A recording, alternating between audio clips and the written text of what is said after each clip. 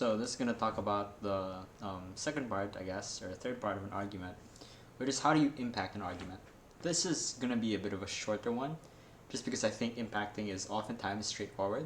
So this will act more as a guide of how do you know when you're done impacting, or what should I end up with when I'm impacting an argument. So what is an ideal impact to an argument? The first is that I think it's either morally uncontentious or morally justified. Second is that it's specific. And the third is that it's problem solving. What does each one mean? So firstly, for morally uncontentious or morally justified, I think it should be morally uncontentious in the sense that other people in the round will not try to justify this outcome.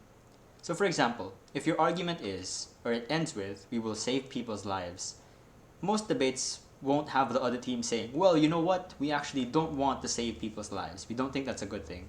Maybe there will be some few very extreme and rare debates, but that's going to be few and far between. I think then that ending here is a fairly okay thing. And there are many examples of this, that people might be able to keep their jobs, that people will be able to feed themselves on a day-to-day basis, that you are able to save the planet to an extent from climate change, etc. So if you reach a point where you have a morally uncontentious claim, I think that's a fairly good impact.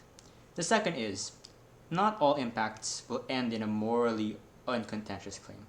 So sometimes you would have to explain why it is a morally justified claim. And what I mean by that is, maybe you won't reach a point where people won't disagree, but then you'd have to at least give a justification as to why that endpoint is a good thing.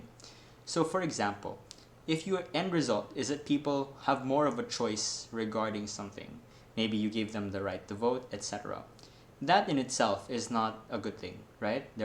People can make bad choices. There are some things you're not allowed to make a choice on. There are many examples wherein we restrict people's choice. And so you would have to explain, why is it that people should have a choice in this particular instance? You'd have to justify why the choice for them should exist. And so you want to end up with either one of these two, morally uncontentious or morally justified.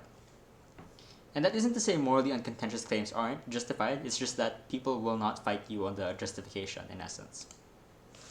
Second is that it has to be specific. And I think it helps to answer the following. Who and which groups will be affected? In what way? And is this impact that you are saying now one that you and the judge will interpret in the same way? And what I mean by that is, when you say it, will we have the same picture in mind when I'm listening to you? And one way to maybe gut check that is to ask your teammate, if I say this, do you think, what do you understand from it? Whereas I think you being able to discern that for yourself might be a bit clouded in terms of judgment. I think one thing that helps me in terms of creating more specific outcomes is actually multiplication by division. And what I mean by that is that sometimes by dividing your outcomes into more specific outcomes, they end up seeming a bit more expansive, that they're affecting more groups of people. And for example, let's say the motion is this house should ban authoritarian countries from hosting major sporting events. It might be too vague to say this would be bad for athletes. I don't think that is a very specific conclusion. But you can segment this into different aspects. You could argue that it could be bad for their personal careers, also their personal morale, their psyche, how do they feel about themselves, or their financial prospects. So, would they lose sponsors, etc.? Second is you could argue about the short term and the long term. Maybe missing this particular event would be bad for them, but also it could be bad because maybe in the future, maybe they won't be able to go to future sporting events. Maybe it'll have a long-term impact on their career, etc. So by dividing this into different aspects, you get more and more specific ways in which it could affect someone. And thus you also get more ways in which people would fully understand what you really mean by it's bad for athletes. And to be fair, I think you could divide this infinitely. You could go way more specific for every single impact. And there are many times where that would not be worth it, I guess. So I think one thing that you would want to note is the amount of time at which you are segmenting further and further impacts one where you are actually meaningfully changing how much the argument is important in the round, or are you just saying things to say things? Because bad for athletes, I feel, is too vague. and then segmenting it for their sporting careers, their personal morale, their financial prospects, I think is like a fairly decent way to go about it. But if you're going to segment it further, like for example, their financial prospects, talking about sponsorships is one aspect, talking about their contracts is another aspect, etc. While that's more specific, I don't think it's necessarily changing much about the argument. I don't think it's making the argument more impactful in the round. So you want to assess and have like some kind of stopping point.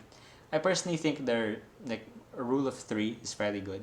You could go more, you could go less, but I think it's a pretty decent way at which you could stop. The last thing is just, is this a problem solving impact? Meaning, it helps to build urgency for a claim by tying it to a specific problem, because this puts your opponent on the defensive.